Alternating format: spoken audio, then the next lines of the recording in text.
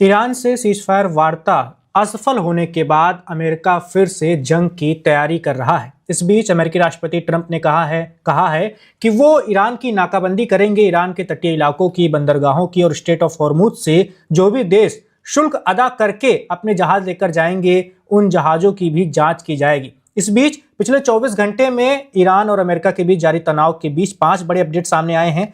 पहला अपडेट तो यह है कि चीन को धमकी दी गई है ट्रंप के द्वारा। उन्होंने कहा है कि अगर ईरान की सैन्य मदद की जाती है चीन के द्वारा तो फिर अमेरिका उस पर 50% तक भारी टैरिफ लगा देगा। इसके साथ ही स्ट्रेट ऑफ हॉर्मुज की नाकाबंदी की भी बात हो रही है। जैसा कि मैंने आपको बताया, ट्रंप ने कहा है कि अमेरिकी नौसेना हॉर्मुज स्ट्रेट में नाकाबंदी करेगी और ईरान को टोल देने वाले जहाजों को भी रास्ते में रोक लिया जाएगा। तीसरा बड़ा अपडेट यह है कि इजरायली मंत्री का मस्जिद दौरा हुआ है, अल-अक्सा मस्जिद, और इसको लेकर जॉर्डन ने विरोध दर्ज करवाया है। इसके साथ ही ईरान ने टोल मांगा है। उसने कहा है कि स्ट्रेट ऑफ हॉर्मुज पर उसका पूरी तरह कंट्रोल है और वहां से गुजरने वाले जहाजों को रियाल में टोल देना ही पड़ेगा। इसके साथ ही ईरान में करीब 50 लोगों को जासूसी के आरोप में गिरफ्तार किया गया है। उन पर आरोप लगाया है कि वो अमेरिका और इजराइल को संवेदनशील जानकारियां दे रहे थे। तो ये 5 बड़े अपडेट हैं। इसके साथ ही नेतन्याहू का भी बयान आया है। उन्होंने कहा है कि जल्दी सीजफायर खत्म हो जाएगा और फिर से हमला शुरू हो जाएगा। तो मोटा माटी कह सकते हैं कि सीजफायर वाली जो भी बात थी वो अब खत्म होती हुई नजर आ रही है और जंग जो कुछ दिनों से रुकी हुई है उसके शुरू होने के फिर से आसार हैं। हालांकि ईरान वाली जंग रुकी हुई है, लेबनान में अभी भी जारी है जंग। अमेरिका, इजराइल की सेना वहां पर अपनी ऑपरेशन जारी रखे हुए है। इन्हीं सारे अपडेट्स पर आज हम तर्कश में बात करने वाले हैं और हमारे साथ इस बातचीत में 2 खास मेहमान जुड़ेंगे जिनका मैं आपसे परिचय करवा देता हूं। आज हमारे साथ जुड़ेंगे कर्नल संजीत सिरोही सर, जो रक्षा विशेषज्ञ हैं। इसके साथ ही group captain UK Devnath sir भी हमारे साथ ज्वाइन करेंगे, वो भी रक्षा विशेषज्ञ हैं। सिरोही सर के पास चलते हैं। सिरोही सर, क्या लगता है फिर से जंग शुरू होने वाली है? वैभव जी, जय हिंद। बहुत बहुत धन्यवाद आपका, आपने अपने चैनल पे मुझे बुलाया और अहम मुद्दे पर जिसकी सब दुनिया इंतजार देख रही है 7:30 बजे के बाद क्या होगा। तो देखिए, इसमें जंग तो ये रुकी हुई है। सिर्फ ये जंग जो है, जैसे आपने खुद कहा है, अमेरिका और ईरान के बीच की रुकी हुई है, या ईरान जो है जो अपने इनके एलाइज हैं अमेरिका के, उनके ऊपर रुकी हुई है। लेकिन इजराइल तो जो अपना लेबनान पे जो वो काम कर रहे हैं वो कर रहे हैं और जो है ताबड़तोड़ हमले जो है लेबनान के ऊपर हो रहे हैं। तो जिस तरीके से बातचीत फेल हुई, और बातचीत का ये भी खबरें आ रही है कि जो बातचीत फेल हुई उसका मेन कारण जो है बेंजामिन नेतन्याहू थे। जब जेडी वैंस साहब अमेरिका गए थे तो उनकी बॉडी लैंग्वेज टोटली डिफरेंट थी और बेंजामिन नेतन्याहू के फोन आने के बाद उनकी बॉडी लैंग्वेज पूरी की पूरी चेंज हो गई। तो इससे साफ जाहिर होता है कि बेंजामिन नेतन्याहू को क्योंकि इस बैठक में शामिल नहीं किया था, लेकिन बेंजामिन साहब के बिना मर्जी के ये जो है कामयाब नहीं हो सकती थी। बेंजामिन नेतन्याहू से इससे कोई मतलब नहीं है स्ट्रेट ऑफ हॉर्मुज खुले कि नहीं खुले। उनके सिर्फ 2 मकसद है कि जो ईरान का जो न्यूक्लियर प्रोग्राम है वो बिल्कुल बंद होना चाहिए या वो बिल्कुल खत्म होना चाहिए, ताकि आने वाले समय में वो एनरिचमेंट बिल्कुल ना कर सके। और जिसकी आप बात कर रहे थे, जेडी वैंस साहब ने कहा कि उनके टूल भी नहीं होने चाहिए।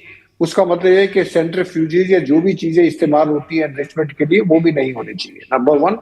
नंबर 2, इनका जो है मानना है इजराइल का कि जो इनके एक्सिस ऑफ रेजिस्टेंस है, जिसमें मेन हिजबुल्लाह है, वो जो है उसके ऊपर उसको बिल्कुल खत्म कर दिया जाए। और तीसरा जो है इसका जो मिसाइल प्रोग्राम है उसको रोक दिया जाए। तो अमेरिका के जो ऑब्जेक्टिव हैं इस जो पीस टॉक्स के थे और जो ईरान के थे वो दोनों अलग अलग थे। लेकिन बेंजामिन नेतन्याहू की फोन कॉल के बाद वो सारे के सारे जो है इजराइल के मुद्दे बन गए और इसी वजह से उनके ऊपर सहमत नहीं हुई। और क्योंकि सहमति नहीं हुई तो अब ये है कि आज 7:30 बजे हमारे टाइम से, जब डोनाल्ड ट्रंप साहब के मुताबिक जो है स्ट्रेट ऑफ हॉर्मुज को पूरा ब्लॉक कर दिया जाएगा, उसके बाद देखना है कि जो है ईरान किस तरीके से रिटेलिएट करता है। वैभव जी, बिल्कुल। देवनाथ सर के पास चलते हैं। देवनाथ सर, इस नाकेबंदी में क्या क्या चीजें होंगी? किस तरह अमेरिकी नौसेना वहां पर जाकर ब्लॉक करेगी चीजों को? वैभव जी, बहुत ही विडंबना की बात है, अद्भुत बात भी है कि जो अमेरिका परसों तक बोल रहा था 40 दिन से ईरान को कि स्ट्रेट ऑफ हॉर्मुज को खोल दो, अब वही अमेरिका खुद स्ट्रेट ऑफ हॉर्मुज को बंद करने की कोशिश करवा रहा है। ये अमेरिका 15 दिन पहले, 7 दिन पहले अपने मित्र देशों से, Japan, south Korea, Australia, NATO के देशों से विनय कर रहा था कि अपनी नेवी के शिप्स को भेजो, स्ट्रेट ऑफ हॉर्मुज को हम खुलवाएंगे, मिलकर खुलवाएंगे। और यही अमेरिका आज, डोनाल्ड ट्रंप आज अपने नेटो देश और यही country Taiwan, Singapore, Malaysia, Philippines, इनको इनवाइट कर रहे हैं कि अपनी नेवी के शिप भेजो, हम स्ट्रेट ऑफ हॉर्मुज को मिलकर बंद करेंगे। तो एक बहुत अजीबोगरीब दास्तान हो रही है। उद्देश्य दोनों देश के थोड़े से अलग हैं। जब ईरान कहता है कि वो स्ट्रेट ऑफ हॉर्मुज को बंद कर देगा, 40 दिन से ईरान ने बंद किया हुआ है, तो ईरान का ध्येय है नंबर 1, सिर्फ मित्र देशों के जो शिप्स हैं वो वहां से गुजरेंगे। जो ईरान से कच्चा तेल लेके आ रहे हैं मित्र देश, चीन, रूस, नॉर्थ कोरिया, भारत, शायद पाकिस्तान भी, जाओ। नंबर नेक्स्ट है, ईरान जब स्ट्रेट ऑफ हॉर्मुज बंद किया था, उसने कहा कि दूसरे देश बोला तो जो देश ईरान के पक्ष में हैं और कभी कभी बयान देते हैं अमेरिका के विरोध में, फ्रांस हो गया, इटाली हो गया, ये जो देश हैं इनके शिप्स भी जा सकते हैं टोल टैक्स पे करने के बाद। कि हाँ भाई, फ्रांस ने एक बयान दे दिया अमेरिका के खिलाफ, इटाली ने एक बयान दे दिया है अमेरिका के खिलाफ, अब तो ऑस्ट्रेलिया भी अमेरिका के खिलाफ बयान देने शुरू कर दिया है। ऑस्ट्रेलिया ने भी बोला है वो इस सर्कस को ज्वाइन नहीं करेगा नेटो डोनाल्ड ट्रंप के साथ। तो ऑस्ट्रेलिया भी गुड बॉय, टोल टैक्स पे करो, जाओ।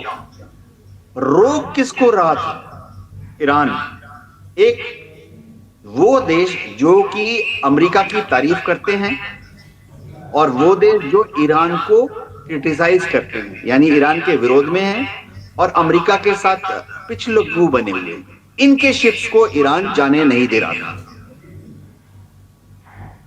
भयंकर टोल टैक्स पे करो तो शायद एक आध को जाने दिया है। अब फोर्थ कैटेगरी जिसको ईरान जाने नहीं दे रहा था वो था clearly American ships, clearly Israeli ships. बहुत थोड़े होते हैं तादाद में। हम सोचते हैं कि सिर्फ अमेरिका और इजराइल के शिप्स वहां से 1%, 2% कच्चा तेल लेके जाते हैं, ऐसा नहीं है। अमेरिका से शिप्स चलती हैं कंज्यूमर गुड्स लेकर। गल्फ कंट्रीज में जितने मॉल हैं, गल्फ कंट्रीज में जितने सुपर मॉल हैं, उनमें जो कंज्यूमर गुड्स हमें दिखते हैं भर भर के अमेरिका से आते हैं। तो ईरान उनको भी रोक रहा। अब ये कल से डोनाल्ड ट्रंप ने एक और शगुफा छोड़ दिया कि मैं भी स्ट्रेट ऑफ हॉर्मुज को बंद कर दूंगा, मैं भी स्ट्रेट ऑफ हॉर्मुज को कंट्रोल करूंगा। डोनाल्ड ट्रंप ने कहा है कि जो ईरान से कच्चा तेल लेके आ रहा है और ईरान को टोल टैक्स पे कर रहा है, उनको रोक दूंगा। अब देखिए टारगेट कौन है, ये बहुत भयंकर चीज हो कर दी डोनाल्ड ट्रंप ने। अरे भाई, ईरान का कच्चा तेल तो खड़ग आइलैंड से 90% चीन को जाता है। भारत तो इक्का दुक्का टैंकर मंगाता है, बाकी जितने टैंकर हैं ज्यादातर चीन के होते हैं या चीन द्वारा किराए पर हायर्ड टैंकर होते हैं। तो ये ईरान का कच्चा तेल ला रहे हैं, तो डोनाल्ड ट्रंप क्या इन चाइनीज शिप्स को रोक देंगे? ये तो फिर भयंकर बात हो जाएगी। चाइना के शिप्स को, जो चाइना के फ्लैग में है, इंटरनेशनल वाटर में, अगर डोनाल्ड ट्रंप अपनी नेवी को बोलते हैं इसको इंटरसेप्ट करो, रोको, ये तो दो देशों के बीच में टकराव का मौसम आ जाएगा। या समझिए नॉर्थ कोरिया का शिप है, हो सकता है कुछ शिप चाइना, रशिया के भी हों, भारत के भी तो शिप्स हो सकते हैं। भारत का झंडा लगा के एक भारत का जहाज आ रहा है कच्चा तेल लेकर। और समझिए, अभी मैं आपको बताता हूँ वैभव जी, वहां प्रैक्टिकली हो क्या रहा है। सरकारें चाहे ऑफिशियली माने या ना माने, सभी शिप्स के मालिक अपनी जेब से $1 मिलियन दे रहे हैं। याद है वो सोमालिया में सोमालियन पायरेट्स होते थे आज से 5 साल पहले, 4 साल पहले, 3 साल पहले, और सब शिप के मालिक अपनी जेब से ही $1 मिलियन दे देते थे। यार छोड़ पीछा, क्योंकि एक शिप में 1 मिलियन बैरल कच्चा तेल है, तो 1 बैरल एक्स्ट्रा कितना हुआ? $1। ऐसा ही ईरान का है, एक सुपर टैंकर आ रहा है, उसमें 2 मिलियन बैरल कच्चा तेल है, ईरान बोलता हमें 1 मिलियन दे दो। 1 बैरल पर आपको एक्स्ट्रा कितना देना पड़ रहा है टोल टैक्स ईरान को? $1, 50 सेंट। तो ये शिप्स के जो मालिक हैं, मैं भारत के कच्चे तेल की भी बात कर रहा हूं, भले ही भारत सरकार ना देती हो, भले ही फाइनेंस मिनिस्ट्री ना देती हो, भले ही मिनिस्ट्री ऑफ शिपिंग ना देती हो, हमारा जो जल मंत्रालय है, लेकिन वो जो शिप का जो ओनर है ना, जिस कंपनी का वो शिप होता है, वो चुपचाप दे देता है और आ रहा है, भारत को कच्चा तेल लेके आ रहा है। क्या अमेरिका उसको रोक देगा? तो भयंकर स्थिति हो जाएगी। चीन तो शायद डिप्लोमेटिक लेवल पर भिड़ जाएगा यूनाइटेड नेशन में कल परसों तक। रूस भी यूनाइटेड नेशन में, चाहे सिक्योरिटी काउंसिल हो, यूएनजीओ में, रूस भी कल इस पॉइंट को उठा देगा। भारत को भी ये पॉइंट उठाना पड़ेगा कि डोनाल्ड ट्रंप कौन होते हैं भारत के शिप को रोकने वाले। तो एक भयंकर परिस्थिति को पैदा कर दिया डोनाल्ड ट्रंप ने। मेरे ख्याल से वो खुद भी नहीं जानते कि एक अमेरिका, क्या समझिए एक यूरोपियन कंट्री है, नेटो का देश है, वो ईरान से कच्चा तेल ला रहा है, समझिए, तो क्या अमेरिका उसको भी रोक देगा? जाहिर बात है। ये सारे टैंक, देखिए मैं बताऊं, सारे टैंकर ना या तो पनामा के रजिस्टर्ड होते हैं नाना करोड़ों से, या वो मलाया के रजिस्टर्ड होते हैं, या नेदरलैंड्स के रजिस्टर्ड होते हैं, उसके मालिक वहीं पर होते हैं। और वो कोई भी देश, फ्रांस भी उसको किराए पर ले लेता है कि भाई हमारा कच्चा तेल लाना शुरू कर दे, अगले 5 साल के लिए तेरे साथ अनुबंध साइन किया। तो जब वो वहां से गुजरेगा, फ्रांस के लिए कच्चा तेल ले जा रहा है, अमेरिका उसको रोक लेगा। दूसरी चीज, डोनाल्ड ट्रंप कहते हैं अगर उसने टोल टैक्स दिया, अब अमेरिकन नेवी कैसे प्रूव करेगी, या अमेरिका की जो भी इंटेलिजेंस सिस्टम है, फाइनेंशियल इंटेलिजेंस सिस्टम, वो कैसे प्रूव करेगी? अंतरराष्ट्रीय मापदंड है ना प्रूफ का और एविडेंस का। बिल्कुल। उस शिप के मालिक ने, जो प्राइवेट कंपनी है, ओनर, उसने टोल टैक्स दिया है। ये टोल टैक्स तो सब या तो डिजिटल करेंसी में देते हैं या क्रिप्टो करेंसी में देते हैं। तो एक भयंकर कंफ्यूजन क्रिएट हो रहा है। आज रात को कुछ नहीं होने वाला, आप देख लेंगे अमेरिका की नेवी 2 दिन के बाद ये हाथ खड़ी कर देगी कि अंतरराष्ट्रीय, जैसे अनक्लॉज है, अंतरराष्ट्रीय मापदंड है, मैरीटाइम रेगुलेशंस हैं, उसके मुताबिक अमेरिका की नेवी इंटरनेशनल वाटर में किसी को इंटरसेप्ट नहीं कर सकती जब तक कि वो होस्टाइल। लेकिन देवनाथ सर, अंतरराष्ट्रीय कानूनों की फिक्र कहाँ है अभी ट्रंप को? जी वैभव जी, मैंने कहा सर कि अभी अंतरराष्ट्रीय कानूनों की फिक्र कहाँ है ट्रंप साहब को? वो तो सब कानून ताक पर रख रहे हैं। वैभव जी, पहला शिप एक दुनिया का रोक के दिखा दे आज रात को यूएस की नेवी, किसी भी देश का, श्रीलंका के पहले शिप को जो वहां से ईरान से या गल्फ कंट्री से कच्चा तेल लेकर आ रही है, श्रीलंका के शिप को रोक दे। आप देखिए कल क्या हंगामा होगा।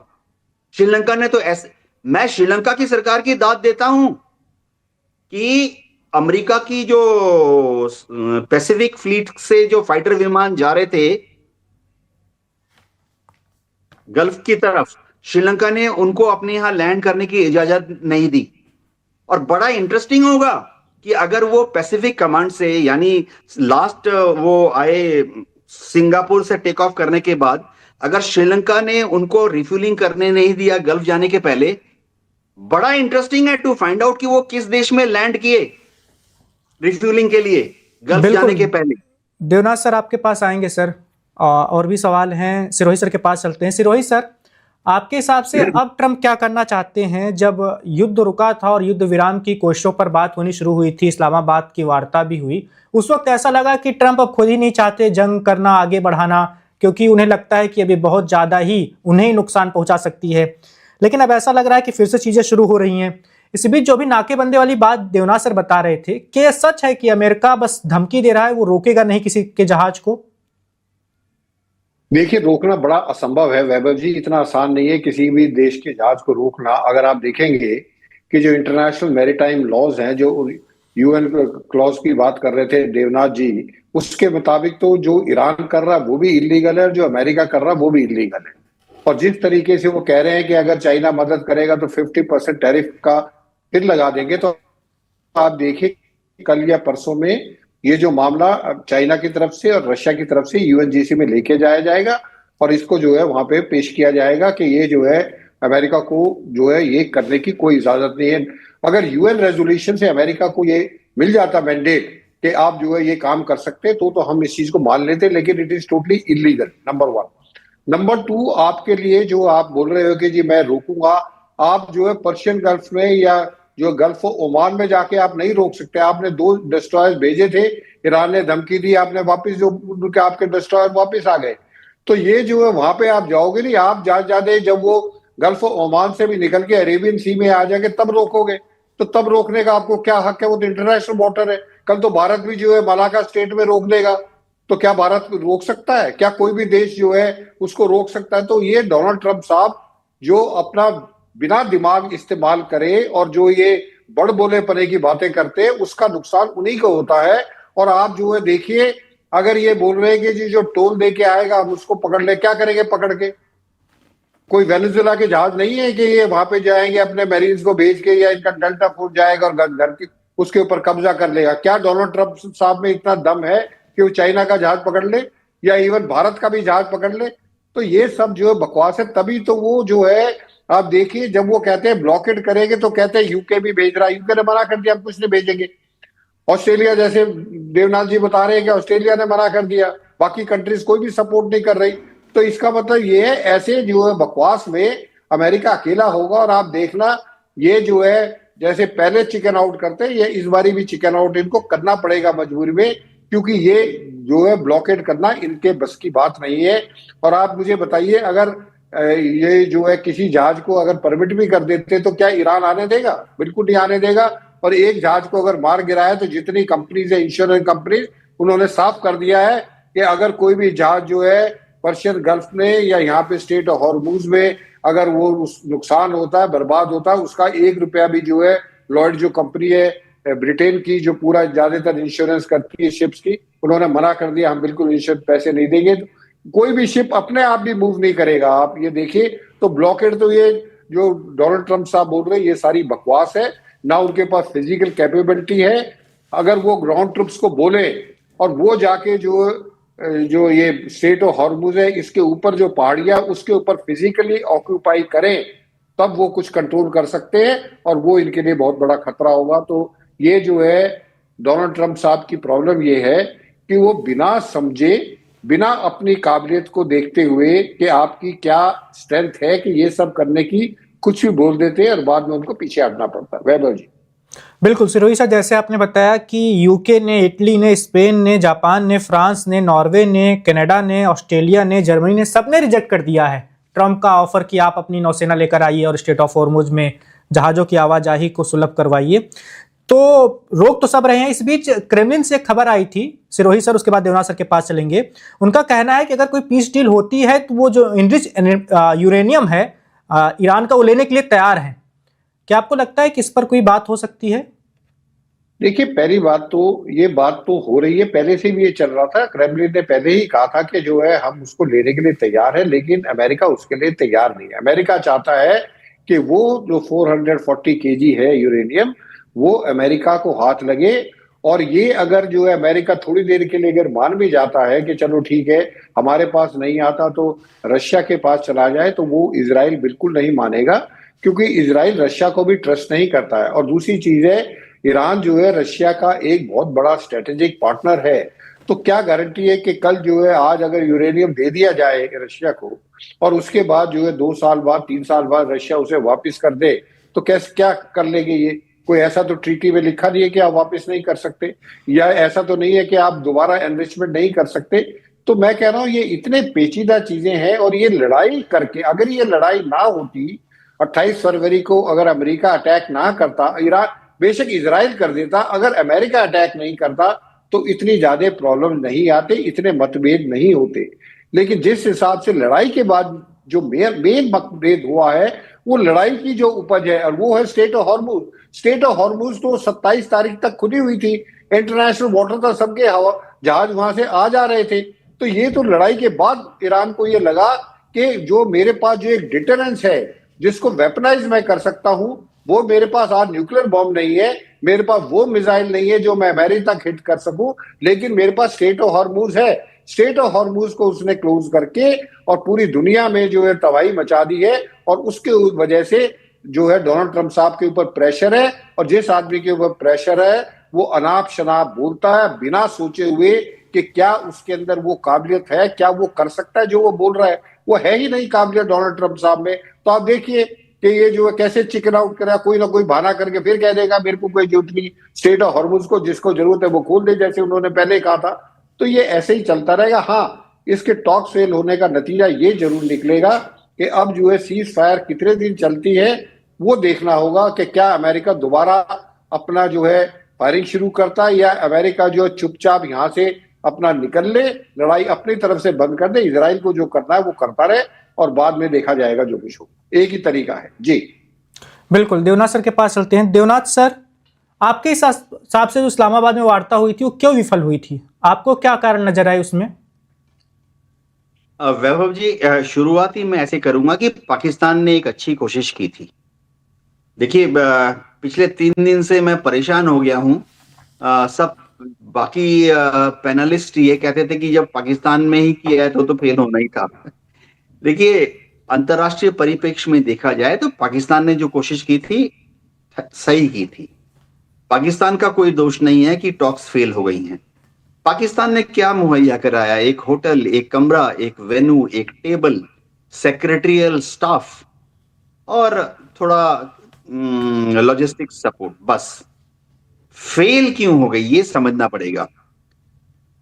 वैभव जी, अंतर्राष्ट्रीय परिप्रेक्ष्य में कह रहा हूं, जब दो देशों के बीच में बात होती है वो कुछ ऐसी ही बात होती है जैसे दो मल्टीनेशनल जो होस्टाइल हैं अपने अपने कंपटीशन की वजह से, उनके बीच में बात होती है। या दो छोटी छोटी कंपनियां जो होस्टाइल हैं एक दूसरे के साथ, उनके बीच में बात होती है। क्योंकि देखिए, मैं रिटायर हुआ, 3 कंपनीज में काम किए, प्राइवेट कंपनीज थी, बड़ी कंपनीज थी। हमारे कंपटीटर के साथ हमारा हमेशा एक द्वंद्व युद्ध चलता था, क्योंकि एरिया ऑफ इंटरेस्ट हमारी कंपटीटर कंपनी के साथ ओवरलैप करता था। तो एक किताब है हाउ टू नेगोशिएट, हम में से जिसने भी फौज में पढ़ाई लिखाई की है सबको पढ़ाया जाता है। उसमें लिखा है कि उभय पक्ष के पॉइंट होंगे, इसके 10 पॉइंट होंगे, उसके 15 पॉइंट होंगे। तो अगर बातचीत को सफल करना है तो उभय पक्ष पहले छोटे छोटे पॉइंट्स को लेता है। इसके 15 पॉइंट है, सबसे हल्के वाले पॉइंट को ले लो जो आसान लग रहा है। उसके 10 पॉइंट है, सबसे पहले हल्के वाले पॉइंट को ले लो जो आसान लगता है। उस पे डिस्कशन करो, क्योंकि उस पे एक मत होना और उस पे एक सोल्यूशन निकालना आसान है।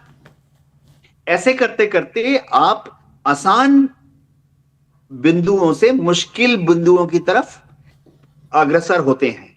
और क्योंकि आसान बिंदुओं को सॉल्व करते करते एक तरह का विश्वास बन जाता है, पहले घंटे में, 6 घंटे के बाद, दूसरे दिन तक, तीसरे दिन तक, तो एक जब सॉल्यूशन निकल रहा है तो सबसे जो मुश्किल पॉइंट है, सबसे जो उभय पक्ष के, वो लास्ट में टेबल पर लाया जाता है। क्योंकि जाहिर बात है वो सबसे मुश्किल है, उसमें एग्रीमेंट होना मुश्किल है, एक मत होना मुश्किल है। और वो ऐसे पॉइंट हैं जिसमें सबको मालूम है कि वो 24 घंटे में, 21 घंटे की बात में सॉल्व नहीं होगा। उसकी डिस्कशन 2 हफ्ते, 2 महीने चलेगी, 2 साल चल सकती है, न्यूक्लियर बॉम्ब कैसे ना बनाया जाए। तो ये जो अप्रोच है इन्होंने यहां फॉलो नहीं की। अमेरिका, तो मैं आपको एग्जांपल दे रहा हूं, ईरान ने क्या मांगा? बहुत छोटी सी चीज, अंग्रेजी में कहावत है लोएस्ट हैंगिंग फ्रूट। ईरान ने क्या मांगा? बहुत, क्योंकि मैं फौज में रह चुका हूं तो बताता हूं, बहुत छोटी सी चीज। क्या कि भाई वहां पर इजराइल हिजबुल्लाह पर हमले बंद कर दे, हम स्ट्रेट ऑफ हॉर्मुज खोल देंगे। कितनी छोटी चीज है, मैं बताता हूं छोटी चीज क्यों है। देखिए, भावनाओं में नहीं जाते, इमोशन में नहीं जाते, इजराइल सही है या ईरान गलत है और हिजबुल्लाह अच्छा है, उसमें नहीं जाते। प्रैक्टिकली बताता हूं, पिछले 40 साल में इजराइल ने हिजबुल्लाह पर 22 बार हमले किए हैं। और इनको 23 बार इजराइल ने रोका है। तो अब एक बार और सही, डोनाल्ड ट्रंप के कहने पे या दबाव पर आकर इजराइल एक बार और सही हिजबुल्लाह पे अपना हमला कुछ घंटों के लिए, कुछ दिनों के लिए, या 22 तारीख तक 2 हफ्ते का सीजफायर रोक देता। हिजबुल्लाह पे हमला इजराइल ने, नेतन्याहू ने नहीं रोका। ये अब मेरे जबान में एक बड़ा शब्द आ रहा है लेकिन इस्तेमाल नहीं करूंगा। देखिए होता क्या है, ये कोई इजराइल के लिए कोई डू एंड डाई का सवाल नहीं है। ये मैं 40 पैनलिस्ट से बात कर चुका हूं, 39 ने कहा कि इजराइल के लिए अस्तित्व का सवाल है। मानता हूं हिजबुल्लाह इजराइल के लिए एक इरिटेंट है, मुसीबत है, हेडेक है, सरदर्द है, लेकिन अस्तित्व का क्या है? आज तक आप डेटा ले लीजिए, मेरे पास सारे डेटा तैयार हैं मेरे स्प्रेडशीट में, कि इजराइल ने हिजबुल्लाह के कितने लोगों को मारा, कितनी बार, हजारों, इंक्लूडिंग सिविलियन। और हिजबुल्लाह के रॉकेट से इजराइल में कितने मरे? हिजबुल्लाह के रॉकेट से इजराइल में आज तक दर्जनों लोग मर गए। तो हिजबुल्लाह, ये जो एक नैरेटिव है कि हिजबुल्लाह की वजह से इजराइल के ऊपर एक अस्तित्व का खतरा आ गया है, ये पश्चिमी दिमाग की उपज है। मैं मिलिट्री तौर पे आपको प्रूव करता हूं। अभी इस युद्ध को देख लीजिए, अब जो इजराइल हिजबुल्लाह पर लड़ाई लड़ रहा है, हिजबुल्लाह ने कितने इजराइल के नागरिकों को मारा है आज तक? सिंगल डिजिट में आप काउंट कर सकते हैं। मैं इजराइल के घायलों की बात नहीं कर रहा, मृत्यु कितने की हुई है, सिंगल डिजिट में है। कोई बोल रहा है 7, कोई बोल रहा है 9। और इजराइल ने अभी पिछले 5 दिन 4 दिन में लेबनान में कितने मारे हैं? हजारों। As per international red crescent, जो कि इंटरनेशनल रेड क्रॉस का ही ऑर्गेनाइजेशन है, उनकी रिपोर्ट है। वो बहुत ही ऑथेंटिक रिपोर्ट देते हैं। बाय द वे, अगर आप इंटरनेशनल रेड क्रॉस की जाए, वो नाम, नंबर, पिताजी का number, address, identity card, national I card number, बहुत कुछ करने के बाद हॉस्पिटल रिपोर्ट, उसके बाद वो लोग डेड लिस्ट बनाते हैं। ऐसे नहीं बोलते कि भाई इस बिल्डिंग के नीचे 16 लोग मर गए, नहीं, जो मरे हैं उनका डॉक्यूमेंटेशन दो, हॉस्पिटल से डॉक्यूमेंटेशन दो। तो इजराइल के लिए क्या अस्तित्व की लड़ाई है? हिजबुल्लाह के उन्होंने पिछले 5 दिन में मार दिया, अच्छा किया, चलो मानता हूं, मैं भी इजरायली अगर होता, मैं भी जीव होता, मैं कहता अच्छा किया, मार दिए 1000 लेबनान में शिया लोगों को, और तो बड़े बूढ़े बीमार, मार दिया 1000, 2000, मतलब 4000 मार दो, मारे हैं उन्होंने। और यहां पे इजराइल में कितने की मौत हुई है? तो ये एक नैरेटिव सेट किया जा रहा है कि इजराइल के लिए अस्तित्व की लड़ाई है। कोई प्रॉब्लम नहीं है इजराइल को अपने अस्तित्व पर। आप गजा वाला देख लीजिए, हमास जो है वो एक प्रॉक्सी संगठन है, आतंकवादी संगठन है। हमास ने मार दिया इजराइल को। हमास रोज नींद से उठ के ही बोलता है कि डेथ टू इजराइल। अरे भाई, पिछले 7 अक्टूबर को जो हमास ने गलती की 2023 में, उसके बाद आज तक कितने इजरायलियों को हमास ने मारा है? उसके बाद और कितने इजरायली आईडीएफ ने कितने गजा में लोगों को मारा? 72,000, जिसमें मोसाद खुद ही बोल रही है कि ये 72,000 में से 12,000 हमास के थे। तो बाकी 60,000 किसने मारे? सिविलियन, औरतें, बड़े बूढ़े, बच्चे, जिनका कोई लेना देना नहीं था। तो किसके अस्तित्व की हम बात कर रहे हैं? कौन बोल रहा है डेथ टू इजराइल? मैं थोड़ा इसलिए बोल रहा हूं कि भारत में भी हमारी जो मीडिया है, हमारे अखबार है, इलेक्ट्रॉनिक मीडिया है, अलग अलग जगह पैनलिस्ट बात करते हैं कि इजराइल को अस्तित्व का वो संकट है। इजराइल को क्या अस्तित्व का संकट है? बिल्कुल देवनाथ सर, आपके पास आएंगे सर। 1-2 सवाल और है सिरोही सर के पास, चलते उस सवाल को लेकर। सिरोही सर, मान लीजिए सीज फायर खत्म हो जाता है, लड़ाई फिर से शुरू हो जाती है, तो आपके हिसाब से अभी ईरान के पास क्या कुछ बचा है? क्या उनके पास मिसाइलें ठीक ठाक हैं? क्योंकि उसने पाकिस्तान को बताया था कि भी 15,000 करीब हमारे पास मिसाइलें, ड्रोन्स हैं, तो हमें अमेरिका कमजोर ना समझी। आपके हिसाब से कितनी बची होगी अभी? देखिए, मेरे हिसाब से ये लगता है मुझे कि उनकी 50% खत्म हुई है, 50% अभी उनकी है। उनके जो ग्राउंड ट्रूप्स पूरे इंटैक्ट है, उनकी आर्मी पूरी इंटैक्ट है, उनके IRGC पूरी इंटैक्ट है। तो ईरान जो है कमजोर नहीं है। और ईरान जो है, अगर अमेरिका फिर हमले शुरू करता है तो ईरान उसकी जवाबी कार्रवाई जरूर करेगा और अच्छी तरीके से जवाबी कार्रवाई करेगा। तो ईरान को कमजोर नहीं समझना चाहिए। ठीक है, JD वैंस साहब बोल रहे हैं कि अब बुरी खबर है लेकिन हमारे लिए कम बुरी है, ईरान के लिए ज्यादा बुरी है, इसमें कोई दो राय नहीं है। एक जो है वर्ल्ड की सबसे बड़ी मिलिट्री पावर है, अगर वो ईरान के ऊपर हमला कर रही है तो कोई बड़ी बात नहीं है। अगर कोई ताकतवर आदमी अगर कमजोर को पीट रहा है वो कोई बड़ी बात नहीं है। लेकिन हाँ, अगर कमजोर आदमी अगर एक भी मुक्का मार रहा है या थप्पड़ मार रहा है वो बड़ी खबर है। तो मेरे हिसाब से ये है कि ईरान के पास अभी लड़ने के लिए है और उनके पास बाकी दूसरी चीजें, उनके पास चारा भी कुछ नहीं है। क्योंकि अभी वो क्या करेंगे, अगर वो सरेंडर करेंगे नहीं, वो ईरान की जो है उसमें DNA में नहीं है, वहां की जो लोगों में नहीं है, तो वो जो है लड़ाई लड़ेंगे, नुकसान होगा, उसको देख लेंगे।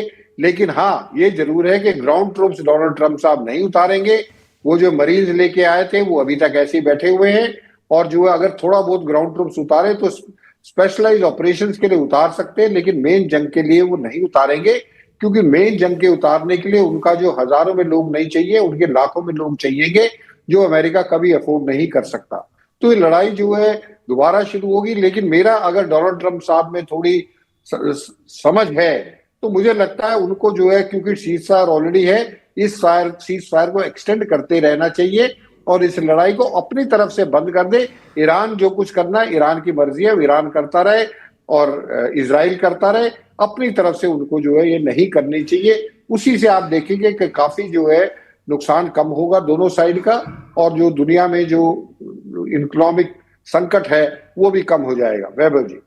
सिरोही सर, ऐसा कुछ हो सकता है कि अमेरिका और इजराइल इस बार कोशिश करें सीज फायर के बाद वाली जंग में कि वो उस यूरेनियम तक पहुंचने की कोशिश करें जो ईरान में मौजूद है? क्या वहां तक पहुंचा जा सकता है? नहीं, वहां तक नहीं। मैं बताऊंगा प्रॉब्लम क्या है। प्रॉब्लम तो ये है कि उसके लिए कम से कम आपको 1000-1500 जो है ट्रुप्स चाहिए कि ग्राउंड के ऊपर। नंबर दूसरा, आपको साइंटिस्ट चाहिए। कोई ऐसा नहीं है कि वहां पे जो है आपने कोई खजाना ढूंढ रहे हो।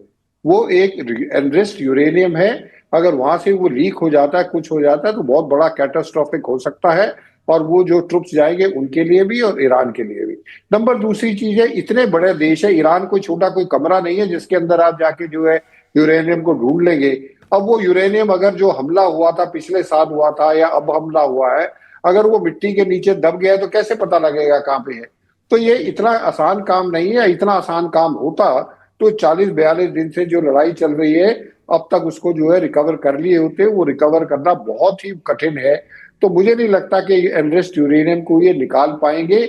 हो सकता है वो ऐसी जगह पे छुपा के रखा हो जहां तक जो है अमेरिका को पहुंचना ज्यादा मुश्किल है, और वो बहुत ज्यादा नीचे जमीन के होगा। और उसके ऊपर आप कितने भी ताबड़तोड़ हमले कर लो, B-52 बॉम्बर से कर लो, किसी से भी कर लो, वहां तक आपके बॉम्ब नहीं पहुंचेंगे। और पहुंचेंगे तो वो मिट्टी में दब जाएगा, तो फिर कैसे निकालोगे उसको? तो वो एक बहुत बड़ी समस्या है। उसका समाधान सिर्फ ईरान के पास है, और बेस्ट ऑप्शन अमेरिका के लिए यही है कि जैसे क्रेमलिन बोल रहे हैं, उस यूरेनियम को इंश्योर करें कि वो जो है रशिया के पास चला जाए, और उसके बाद उसको जैसे एनरिच किया है उसको, उसके बाद उसको जो है दोबारा जो है रिवर्स इंजीनियरिंग करके उसको वापस जो है कम परसेंटेज पे ले आए। वही एक तरीका है। बाकी अगर अमेरिकन इस चक्कर में कि उसको निकाल लेंगे, वो नहीं निकाल पाएंगे। जी सिरोही सर, जितना यूरेनियम है अभी इनरिच किया हुआ, उससे कितने हथियार बनाए जा सकते हैं? देखिए, उससे तकरीबन लोग ये कह रहे हैं कि अगर 440 kg है और 60% एनरिच्ड ऑलरेडी है, तो मेरे हिसाब से 10 से 12 जो है न्यूक्लियर बॉम्ब बन सकते हैं। और अगर ईरान के पास एक भी न्यूक्लियर बॉम्ब हो गया तो देखिए आप, लड़ाई वहीं पे रुक जाएगी और लड़ाई होएगी ही नहीं। आज अगर ईरान के पास न्यूक्लियर बॉम्ब होता तो ना तो इजराइल की हिम्मत होती कि उसके ऊपर बॉम्ब मारे, ना ही अमेरिका की होती। क्योंकि फिर जो है अगर ईरान जो है वो न्यूक्लियर बॉम्ब मारता, तो ईरान अगर इजराइल न्यूक्लियर बॉम्ब मारेगा तो बहुत बड़ा देश है, इतना नुकसान नहीं होगा। लेकिन वही न्यूक्लियर बॉम्ब अगर ईरान इजराइल के ऊपर मारता है तो वहां पे हजारों आदमी मारे जाएंगे और बहुत ज्यादा नुकसान होगा। और यही वजह, आपको क्या लगता है नॉर्थ कोरिया के ऊपर क्यों नहीं हमला होता? पाकिस्तान के ऊपर क्यों नहीं हमला होता? क्या पाकिस्तान उग्रवादी देश नहीं है? क्या पाकिस्तान आतंकवाद को नहीं बढ़ावा देता है? लेकिन उसके ऊपर कोई हमला नहीं करता, सब चुपचाप बैठे रहते हैं। अमेरिका बल्कि उसको फेवरेट फील्ड मार्शल बोलता है। तो जिसके पास न्यूक्लियर बॉम्ब है उसके पास एक ऐसा हथियार है जिसको कोई भी देश उससे जो है पंगा नहीं ले सकता। नहीं तो आपको क्या लगता है कि नॉर्थ कोरिया जिस तरीके से जब उसका जी चाहे जो जापान की तरफ मिसाइल छोड़ देता है, साउथ कोरिया की तरफ मिसाइल छोड़ देता है, तो क्या अमेरिका उसको नहीं रोक पाता? लेकिन डोनाल्ड ट्रंप साहब तो उसके साथ भी दोस्ती का हाथ बढ़ाने के लिए तैयार है। तो अगर ईरान के पास बॉम्ब है तो अमेरिका को भी प्रॉब्लम है, इजराइल को भी प्रॉब्लम है, और जितनी गल्फ कंट्रीज है उनको भी प्रॉब्लम है। और मैं आपको बता रहा हूं, आप ये जो लड़ाई हुई है, इस लड़ाई के बाद कभी भी, मैं ये नहीं कह रहा कि 2 साल 5 साल, लेकिन कभी भी आप देखें कि ईरान अब की बारी न्यूक्लियर वेपन बॉम्ब बनाएगा ही बनाएगा, क्योंकि उसको पता है कि न्यूक्लियर बॉम्ब जिस दिन उसके पास आ गए उस दिन उसके ऊपर हमले होने बंद हो जाएंगे। ईरान के पास 3 चीजें मेन है जिसकी वजह से ईरान जो है आने वाले समय में पूरे रीजनल जो मिडिल ईस्ट है इसके ऊपर अपना रीजनल पावर बनेगा। Number 1 nuclear weapon, number 2 missile program, और number 3 strait of Hormuz. Strait of Hormuz को उसको अब पता लगा है कि वो कितनी स्ट्रेटेजिक वेपन है जो कि ईरान अब इस्तेमाल कर रहा है। वैभव जी। बिल्कुल देवनाथ सर, यही आखिरी सवाल आपसे भी होगा। आपके हिसाब से अभी ईरान के पास कितनी ताकत मौजूद है? वो जंग में अभी अगर शुरू होती है, अमेरिका के हमले होते हैं, तो अभी वो कितनी मिसाइलें दाग सकता है? और दूसरा, ये परमाणु बम को लेकर क्या आपको भी लगता है कि इस युद्ध की समाप्ति के बाद ईरान को ऐसा महसूस होगा कि अब परमाणु बम ही हमें बचा सकता है अमेरिका के हमलों से? हाँ वैभव जी, अलग अलग जो आकलन है, एक एग्जैक्ट फिगर तो मोसाद और CIA और MI6 के पास भी नहीं है, लेकिन जो हम कहते हैं एक्स्ट्रापोलेशन कि एक ग्राफ आप बनाइए कि ईरान हर रोज कितनी मिसाइलें दाग रहा था। अगर उस जैसे हम शेयर मार्केट का उतार और चढ़ाव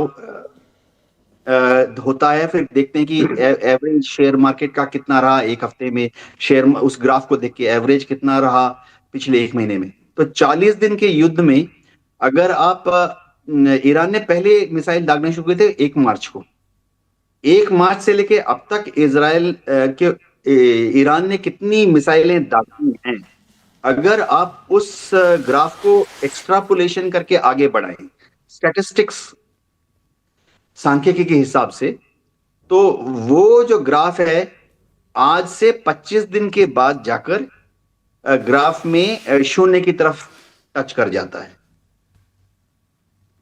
क्यों मैं बता रहा हूं?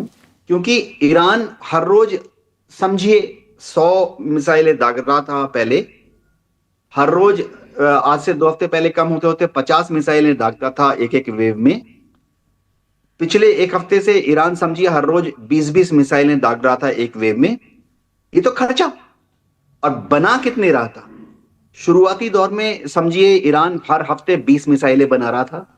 बाद में जब अमेरिकन और इजरायली बॉम्बिंग से उनकी जो प्रोडक्शन फैसिलिटीज हैं, स्पेयर पार्ट्स बनाने वाली फैसिलिटीज हैं, वहां पर हमले हुए, और दुनिया भर से जो स्पेयर पार्ट वो चुरा के लाते थे, चिप्स वगैरह, हांगकांग चले जाओ, कहीं पे भी चले जाओ, सूटकेस में भर के ले आओ, वो भी तो वो बना जो रहे थे वो मात्रा भी हर समझिए 20 से कम होकर 10, 10 से कम होकर 5, ऐसे फिगर है। तो ये दोनों लाइन जब आप एक्सटेंड करेंगे तो आज से 25 दिन के बाद वो 0 की तरफ इंगित करती है, जो X और Y एक्सेस होती है। दूसरी बात ये हो गई कि न्यूक्लियर बॉम्ब, एकदम सही है कि ईरान अब तक न्यूक्लियर बॉम्ब नहीं बना रहा था, इसमें कोई शक नहीं है कि ईरान अब तक न्यूक्लियर बॉम्ब बना नहीं रहा था। इसका कारण है प्योरली मिलिट्री। प्योर मिलिट्री कारण यह है कि देखिए, आपका शत्रु जितने न्यूक्लियर बॉम्ब्स का मालिक है, आपको कम से कम उतने न्यूक्लियर बॉम्ब तो होने चाहिए।